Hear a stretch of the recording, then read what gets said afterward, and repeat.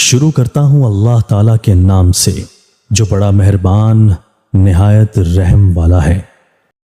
حضرت ابو ذر غفاری رضی اللہ تعالیٰ عنہ سے روایت ہے کہ رسول اللہ صلی اللہ علیہ وآلہ وسلم نے فرمایا، تم میں سے کوئی احسان کی کسی صورت اور کسی قسم کو بھی حقیر نہ سمجھے، بس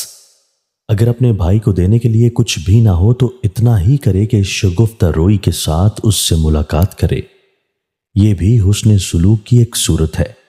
اور جب تم گوشت خریدو یا ہانڈی پکاؤ تو اس میں شوربہ بڑھا دیا کرو، پھر چمچہ پھر اس میں سے اپنی پڑوسی کے لیے بھی نکالا کرو۔ تشریح مطلب یہ ہے کہ ہر شخص کو چاہیے کہ وہ اپنے اعزاء و اقارب اور اپنے پڑوسیوں کے ساتھ حسن سلوک کیا کرے، حسب استطاعت ان کو تحفے دیا کرے، اور اگر تحفہ دینے کے لیے کوئی زیادہ بڑھیا چیز نہ ہو تو جو کچھ میسر ہو وہی دے دے، اور اس کو حقیر اور معمولی سمجھ کے دینے سے نہ رکے، اور اگر کچھ بھی میسر نہ ہو تو اتنا ہی کرے کہ شگفتہ روئی اور خندہ جبینی کے ساتھ ان سے ملاقات کرے، یہ بھی حسن سلوک کی ایک صورت ہے۔ اور تحفہ تحائف کی طرح اس سے بھی باہمی محبت و تعلق میں اضافہ ہوتا ہے۔ علاوہ ازیں غریب اور نادار آدمی بھی اتنا تو کر ہی سکتا ہے کہ جب بھی کبھی گھر میں گوشت پکے تو اس میں شوربہ کچھ زیادہ کر لیا جائے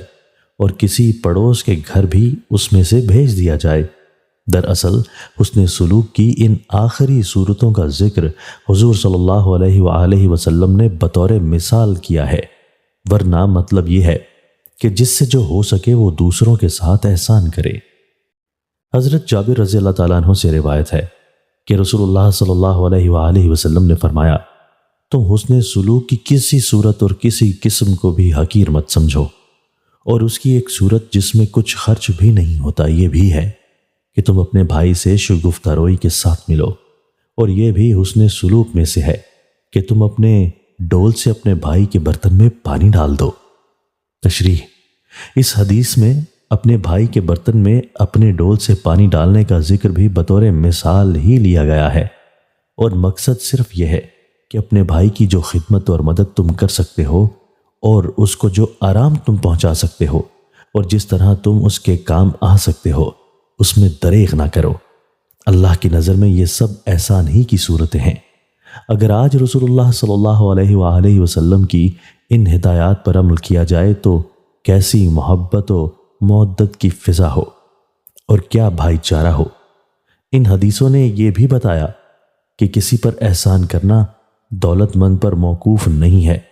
بلکہ اس فضیلت پر غربا بھی اپنی غربت و ناداری کے ساتھ امیروں کے شریک ہو سکتے ہیں۔ اللہ تعالیٰ ان قیمتی ہدایات کی قدر کرنے اور ان سے فائدہ اٹھانے کی ہم سب کو توفیق دے۔ حضرت ابو بکر صدیق رضی اللہ تعالیٰ عنہ رسول اللہ صلی اللہ علیہ وآلہ وسلم سے روایت کرتے ہیں کہ آپ نے ارشاد فرمایا، دھوکہ باز، بخیل اور احسان جتانے والا آدمی جنت میں نہ جا سکے گا۔ تشریح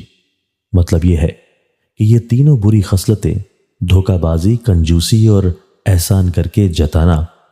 ان خطرناک اور تباہ کن عادات میں سے ہیں جو جنت کے راستے میں رکاوٹ بننے والی ہیں۔ اس لیے جو بندے جنت کے شائق اور دوزخ سے خائف ہوں ان کو چاہیے کہ ان عادتوں سے اپنی حفاظت کریں۔